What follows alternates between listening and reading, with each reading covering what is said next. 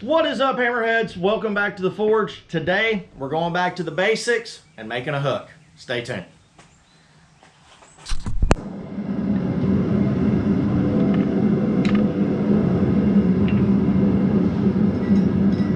Alright guys, so I'm starting out with 1/4 inch round bar or square bar. And all I'm doing is drawing out the material. So when you draw out material, all you're doing is making it longer or wider, and you're going to be making it thinner. So I'm going to draw this out and put a sharp point on the end.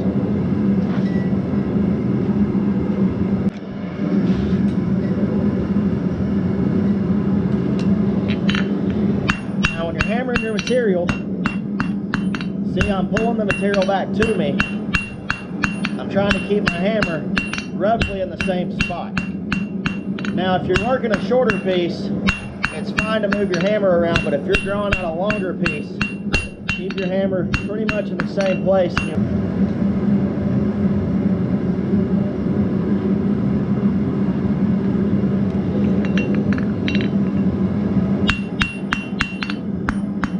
When you go to make your point on the end, slightly angle your hammer. Show you on the other side of the steel.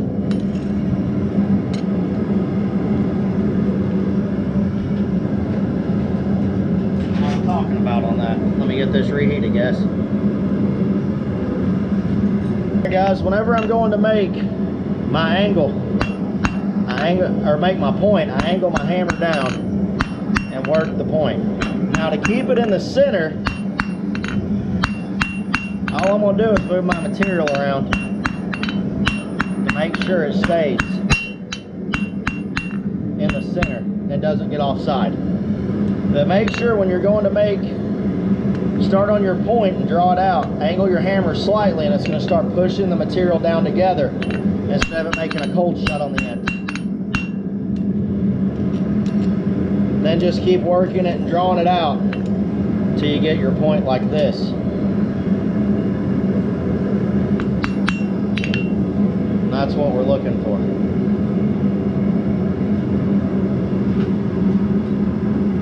Okay. Now I'm going to round up my corners. To do that, put the sharp edge up.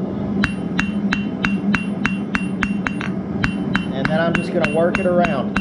Knock down your corners and then start moving the material around, hammering in multiple spots. It'll give you that texture right there.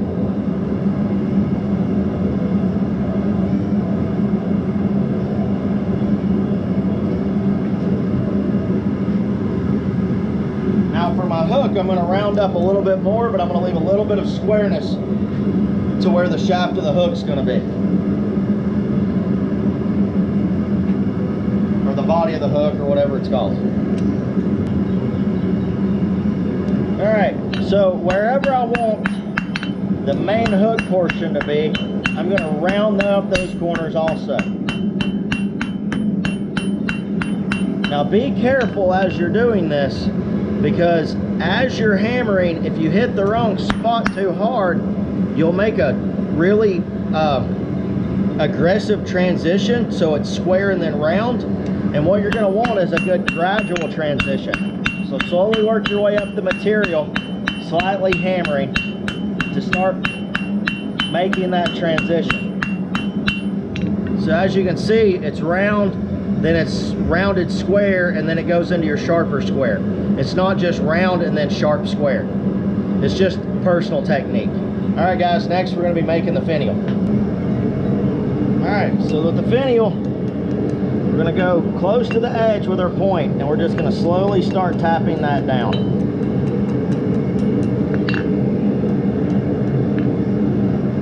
And then roll it back up on itself. Just tapping. You're not hitting super hard, guys. Use the peen of your hammer if you need to get everything straight, and then you make your finial.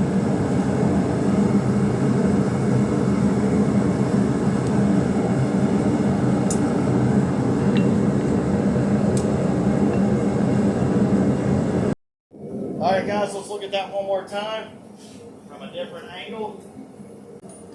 We're gonna go close to the edge with our point, and we're just gonna slowly start tapping that down.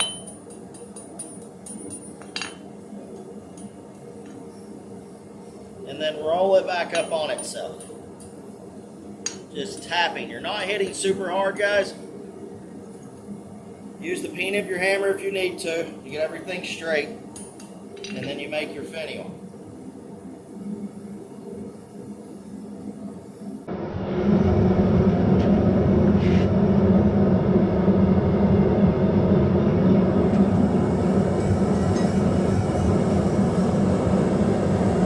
Okay guys, so I'm taking this and all I'm doing is just quenching the finial. I'm not quenching the whole piece of steel, I'm just quenching the finial, because if I don't, when I go to hammer, it will smash it, and I don't want to crush it, because you will be doing a little bit of hammering with that finial. So let's get it reheated. I'm gonna quench it one more time, and then we're gonna start making our hook. All right guys, just like when we were doing the finial, we're just tapping in the same spot, just pushing this around. Now, we're gonna hammer back towards ourselves. And one of the things I found, if you raise your material up and hammer straight down on it, it pushes everything into place and gives it that look right there. Depending on how you're wanting to do the hook, those look really nice, or if it gets too much of a bend on it, you can tap it, hook it over the horn of the anvil, tap the top of it, and bring everything back around. Okay, now guys, we're gonna cut this off, make where the nail goes, and we're gonna put a twist in it.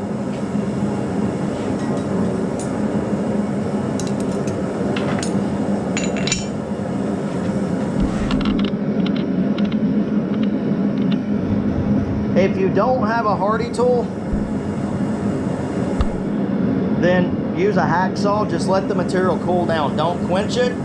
Just let your material cool down in anneal, and then use a hacksaw, cut it off, bandsaw, angle grinder, however you'd like to do it. Just make sure it's cool before you do that.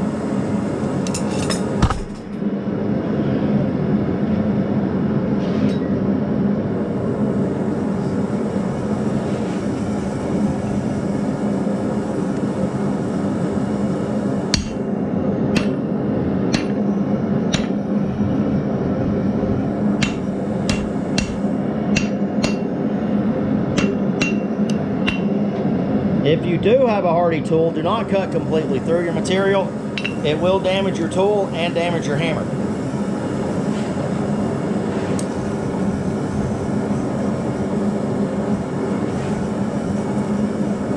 Always take your Hardy tool out. You do not want to lose a finger while you're blacksmithing. And it's just proper blacksmith etiquette.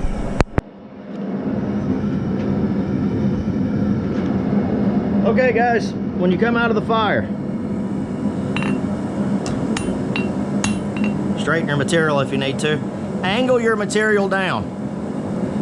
Then you're gonna start hammering. You're doing half on, half off blows. You're gonna move a little bit to the one side, move a little bit to the other side. Once you get it flat, while you're hammering, raise your material up. Okay? Angle down. Hammer, half on, half off blows. As you bring your material up, keep hammering. When I say left and right, front and back, and you're gonna make a nice shoulder for your material to give a good transition from where your nail will be and where the hook begins. All right guys, we're gonna go over to the vise and we're gonna put a twist in this. All right guys, so since this is smaller material, I'm just gonna grab it with my tongs and do one full rotation. Now as I'm twisting, I'm also pulling back because I don't want to get a bend in this. And I did get a slight bend in it. This is where your wooden mallet comes in. Tap everything in place. Now, we got to punch a hole for where the hook's going to be. Or, I'm sorry, for where your nail's going to be. All right guys, something I forgot to say, and I do it as we're doing stuff. Don't forget to brush your material off. One is it keeps forged scale from flying up at you, which is iron oxide, aka very fast made rust, but it also keeps your material looking clean. So we're going to punch a hole.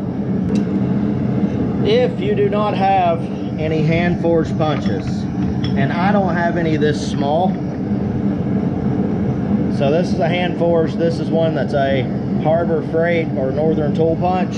They work okay, but be careful, because as you can see, there's a slight bend to this. And they will bend on you because they're not designed for what we're using them for, but they will work.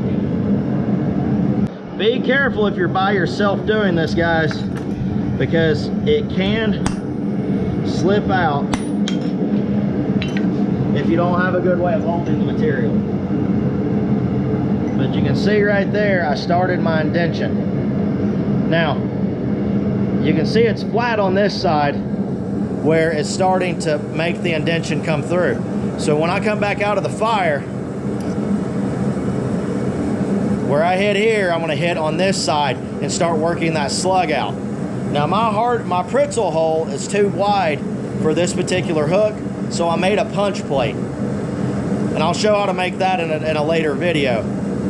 But it's very simple. Just get you a piece of flat mild steel, drill you some holes in it, just a little bit bigger than the punch you need to be, and then you can punch. So I'm going to go ahead and get this set, and when I come back out of the fire, and then in my last punch, I'll have my punch plate in, and we'll knock it out the rest of the way. All right, guys. So I got the material flipped over. Tap it once. Hit it again. Don't go at this just welling, okay, guys? Because it will start making different marks, and you'll bounce out of where you're at. So as you can see, I've got it punched here. Now when I come back out, I'll flatten this. I can see where my slug is right here. So when I come out, I'm gonna go over this hole and I'm gonna drive that slug out. If your punch is not sharp, this one is fairly sharp. If it's not sharp, turn your punch as you're cutting so it will make a better cut and it will knock the slug out better. If not, it could grab onto the side, which is no big deal. You just have to break it off.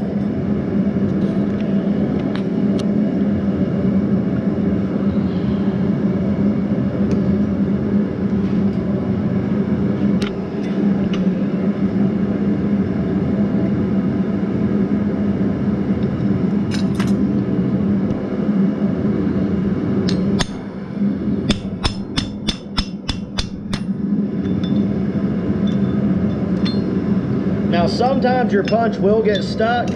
What I do is flip mine over in the Pritzl hole, drop it on the ground once.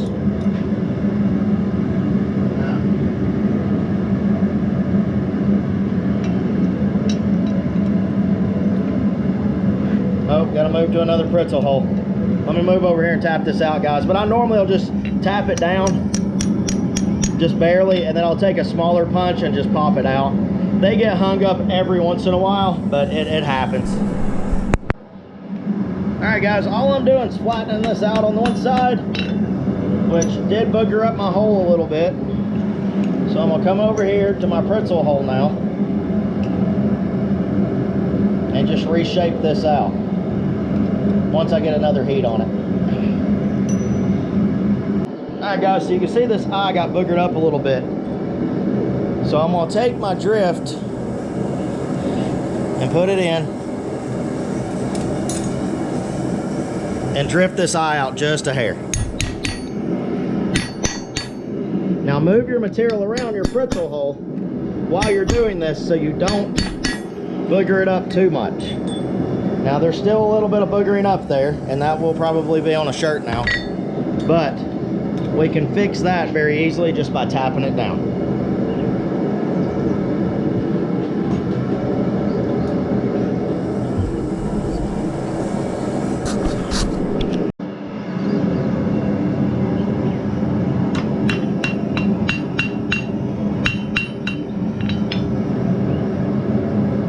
Guys, so there's our hook.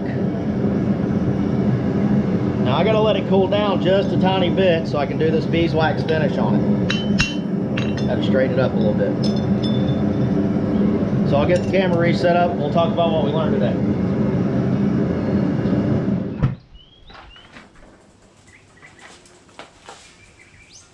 So if your material is too hot and you go to put wax on it, it'll do this or it'll catch on fire.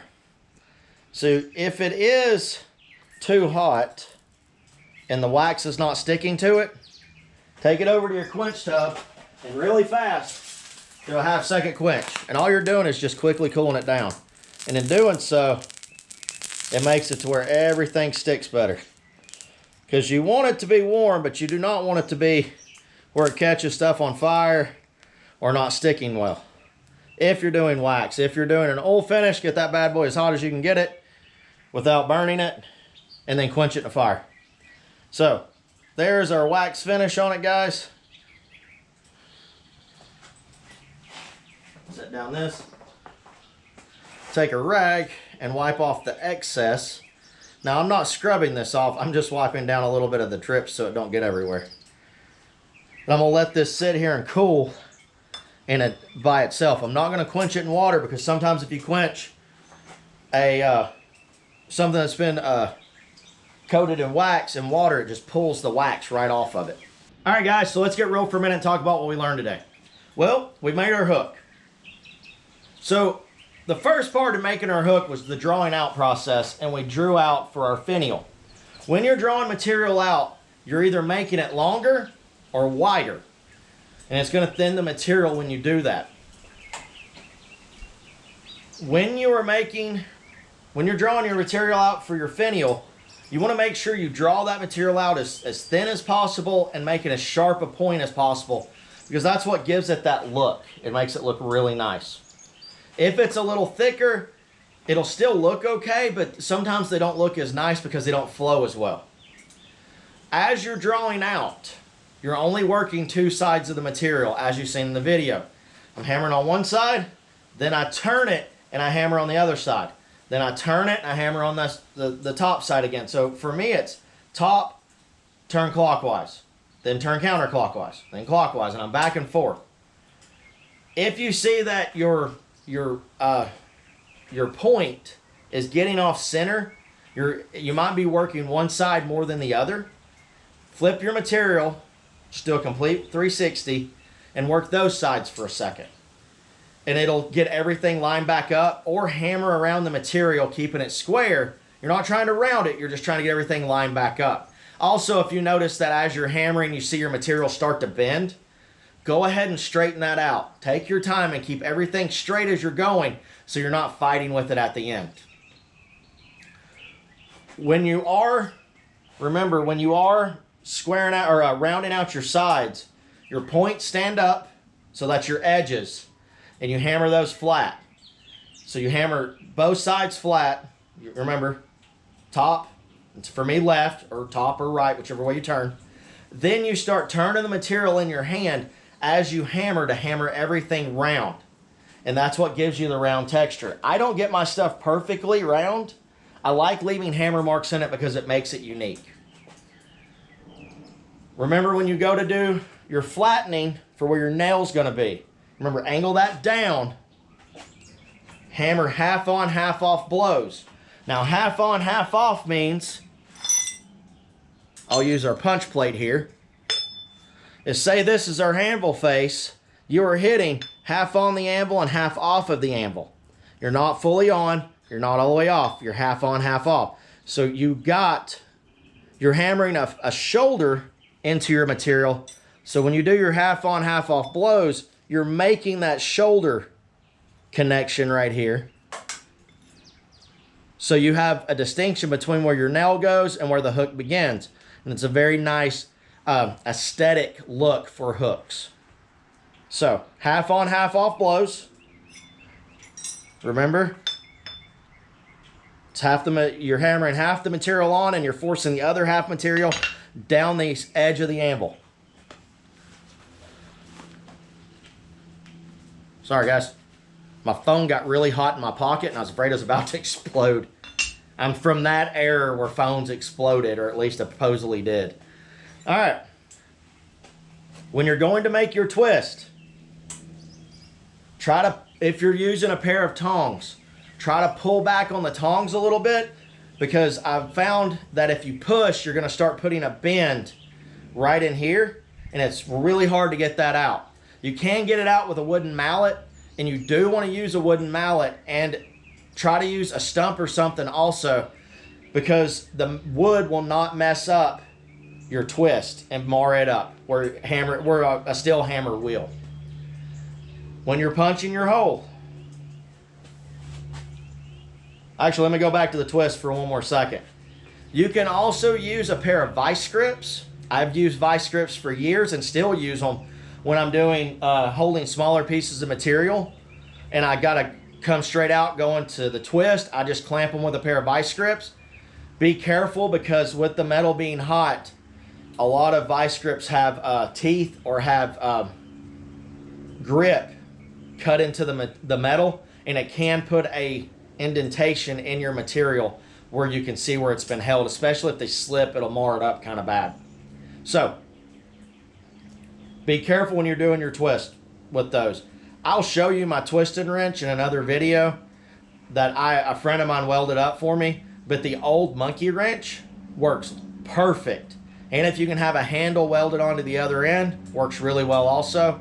Or a crescent style wrench or adjustable style wrench works really well too. All right, so punching our hole. If you do not have good punches, don't worry. These are, oh, this was an Ironton. I don't know. It was a good punch at one time. As you can see, there's a slight bend in it. These aren't made for what we're doing. These are made to kind of knock out pins and things that are giving when you hit them. They're not designed to hit into an anvil like we're doing. But use what you have and make it work. So when you go to punch your hole, start with it either up or down. And it works a lot easier if you have someone helping you, at least your first couple of punches, because you're not trying to fight with everything. Even me doing this for years, I still fight with material, because you can't ever just get it held just right, especially with a hook and you've got the loop, you're having to move things around a bunch. But hammer down till you feel it bottom out, and you will feel it give. You'll feel it sink, and then stop. Flip your material over, hammer down again until it stops. And what you're doing is loosening that slug. All right, guys, so if your Hardy hole is, or Pritzl hole is too big, or you don't have one, make you a punch plate.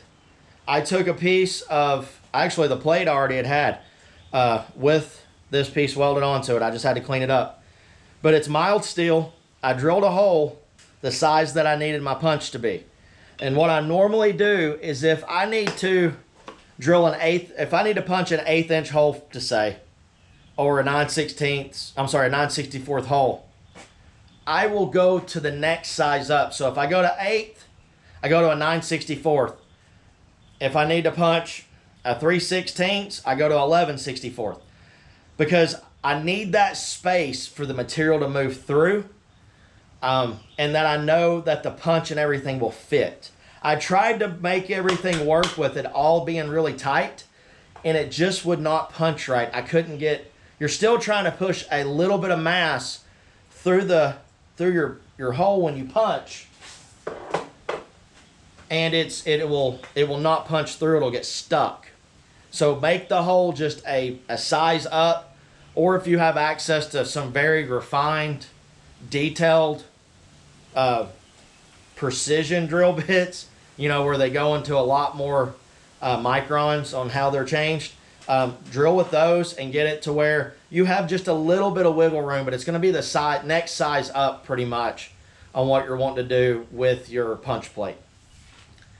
When we're talking about finishes, guys, again, if you're doing a wax finish and you go to put it on your material and it just rolls off like water, do a 1/2 second quench. I mean, it just goes in the water, comes right back out, and then start applying. If it keeps doing that, or your wax finish catches on fire, your material is way too hot. If there's any color in it, like red or anything, it's way too hot. Do a quick quench, pull it out, start applying the finish.